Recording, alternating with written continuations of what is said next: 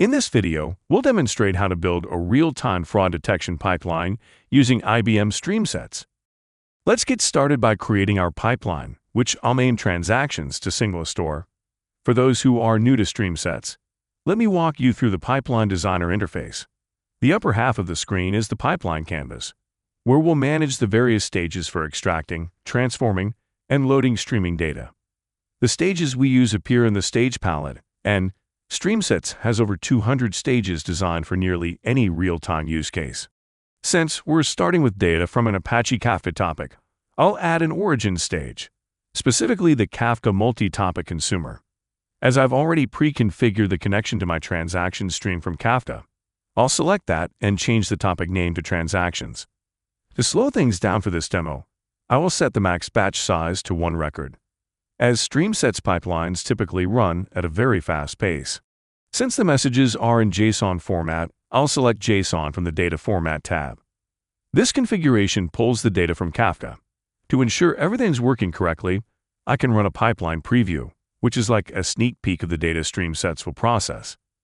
When I preview the data, I see it includes the account ID, timestamp, dollar amount, and location coordinates associated with the transaction. Now that we've successfully pulled the data in our pipeline, it's time to enrich it.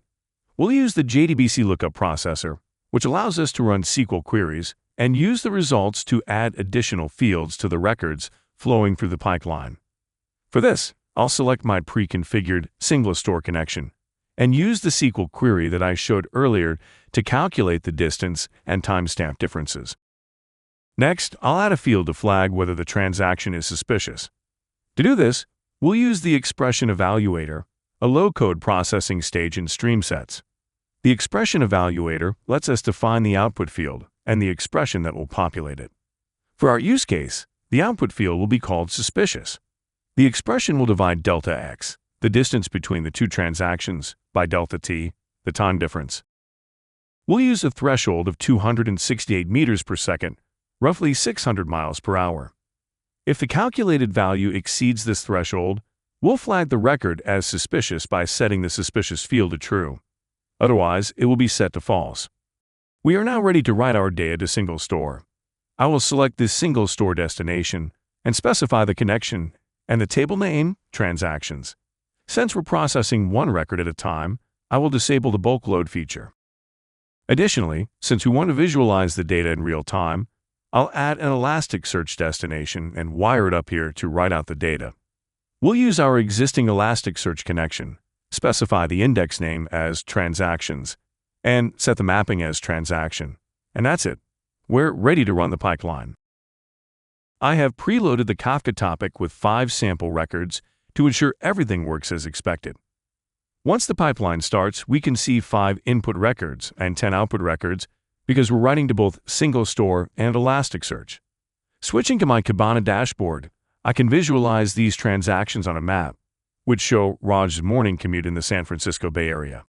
Now, I'll zoom out and add more records. Even though there are no new records in the Kafka topic, StreamSets continues to listen for additional data. I'm going to submit around 5,000 new records off-screen, and as soon as I do, you'll see these records begin processing. As we continue, I can see more than 1,000 records, including transactions in places like Sunnyvale, California, Seattle, and Raleigh, North Carolina, where Raj's company has other offices. If I zoom out further, we'll find that one transaction has been flagged as fraudulent. Let's dive into this suspicious transaction using Kibana. The issue is that the transaction originated in Brisbane, Australia, with only a 93-second gap between the previous transaction. However, the distance between the two locations was over 11 million meters, way too far for Raj to travel in such a short time. As a result, this transaction was flagged as suspicious and would be blocked by his bank. Thank you for watching.